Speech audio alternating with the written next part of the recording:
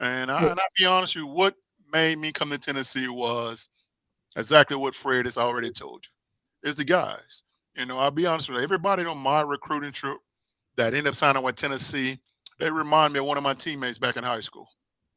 And it makes it easy for me to just think of it that way. And Mhm. that's why I came to Tennessee. It wasn't for the traditions. It wasn't for the orange and white. It wasn't for anything, because really at the time, I wanted to come in and when I made a tackle, I wanted to celebrate. But, right during that time is when they start taking all the celebration out. Mhm. Mhm.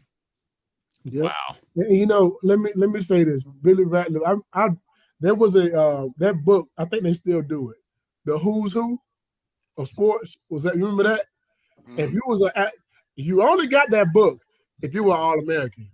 If you were an All American and you weren't getting that book, Hmm. right? Yep. So our whole class was in that book. Wow. That whole class of '95, we all were All American. We got the best two players out of the state of Mississippi. Yep. Got the best player out of the state of Kentucky. Best player out of the state of North Carolina. Second best out of the state of Georgia. I'm gonna give Skill Spikes his props. He was a baller. But like, yeah, every teammate I had was in that book. I still have that book. It's right here. I Yep. still keep that book because it's a memory. You know what I mean?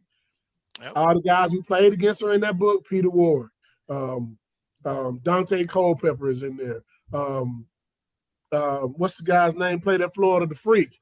All those guys are in On that book. curse. Yeah, they're all in that book. But you So had to be an All-American to even get one. They didn't send you a book like that if No. you weren't one already. You had to be an All-American to get a Who's Who book.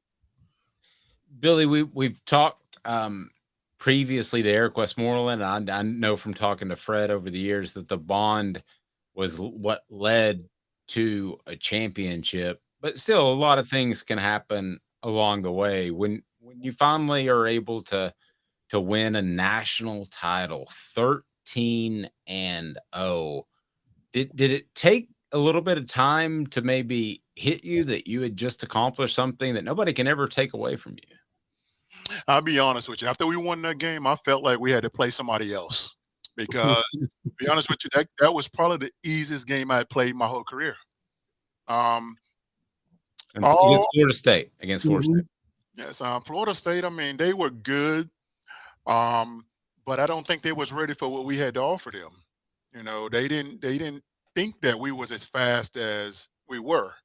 Because like up until that game, they was acting like they were the fastest defensive line that they had. They like, who was it? They had what? I keep forgetting all the D linemen. I don't forgot all the guys, but they had a lot of guys that was first rounders on Mhm. the First round picks, yeah. and they disrespected us as if we were like the slowest D line that they had ever heard of. Yep. Our whole D line, I mean, we ran, I mean, average 4.6, 4.5 40s across. And this is D line. I'm talking about defensive tackles and defensive ends. Eric Westmoreland said this too. We were talking about how I think I may have brought it up. How I put our defensive speed up against anybody, even to this day. Top to bottom, from linemen to linebackers to secondary. Hey man, we can run with anybody. We can run with guys who are playing right now. Like any team in the country, you can pick out the fastest defense you think of. You put our times up against their times when it comes to 40s. We probably beat them. Well, Wow. as a team average. Oh, hey, my mindset, I didn't care who you put there in front of me. You could have told Pillis Price to get beside me. I'm gonna challenge him. Yeah. I don't care who it is. I'm gonna try to get you. That's how my mind was. Mm-hmm. I don't like losing. Well, at one point, you guys, because if Billy hadn't have been injured, now this wouldn't have been 98, it would have been 97, but guys would have had three first, because Billy would have been a first round pick. You would have had three first round picks with John Ellis and Leonard Little, right? Am I missing anybody? Is there a fourth? Good gracious. And then right after us would have been some more. It's just, but we had so much talent back then. And I don't even think we knew how good. We knew we were good. We knew we were good. But I think when you sit back, you go back and watch games now. I'll get phone calls from guys like Terry Fair or Dwayne Goodrich, man, I'm watching this game. We're playing against Auburn in 98 or playing against Georgia in 97. Or I'm like, man, we were fast. And you look at all the players that were actually on that football field, and you think about how many talented guys we played against and how many talented guys we played with. A lot of guys who went off to play, major time in the NFL. And you didn't, I don't know, I don't want to say we took it for granted then, but we didn't actually know exactly how good we were, if that makes sense. Wow. Great stuff. Billy, can't thank you enough. Anything else you would like to add, Fred? I got one situation I'm gonna put out here, and it's Okay. me and Billy Ratliff, this is college is over with.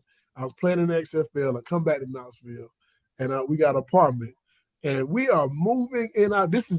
I'm telling this story. I got to tell it, Billy Ratliff. Man, we're moving in our apartment. We're on the 3rd floor, and literally just when I say moving in, we're moving furniture in. We're trying our best not to be loud. We ain't really being loud. We're just moving furniture, right? Man, listen, the last piece of we see a cop car outside, and we're trying to figure out like what's going on out here. Like, is somebody where they going? Where they go? And we're sitting there, they're watching us as we're moving the stuff in, and they come and knock on the door and say they want us to keep it down. And we're looking at each other like, excuse me? What do you mean keep it down? I know y'all looking at us move this stuff in off of a truck, right?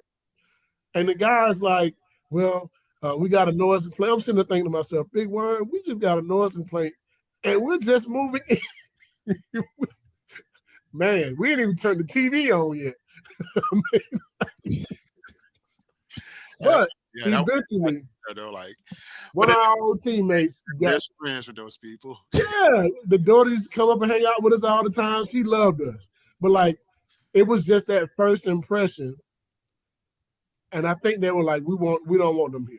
And then all of a sudden, we meet them, and it's a whole different, So I want people to also understand, like, hey man, even though you play football, sometimes people might not even know who you are. And they may not even give you the benefit of the doubt to start it off. But I think that eventually they gave us the benefit of the doubt and understood who we were when we started talking to them and they saw us. And we didn't cause a lot of problems or keep up no noise. We were just moving in our apartment. But that's one of those moments where I just remember looking at you and you like, we both had to look at our face like, how did we just get a noise complaint? And we hadn't even lived in here yet. Like, We haven't used the key to lock the door yet. We haven't turned the TV on, nothing. I will say this though, Big One. We probably should have got kicked out of that place because we had a doggone grill on the 3rd floor. And I almost burned the place down a couple times. Ouch.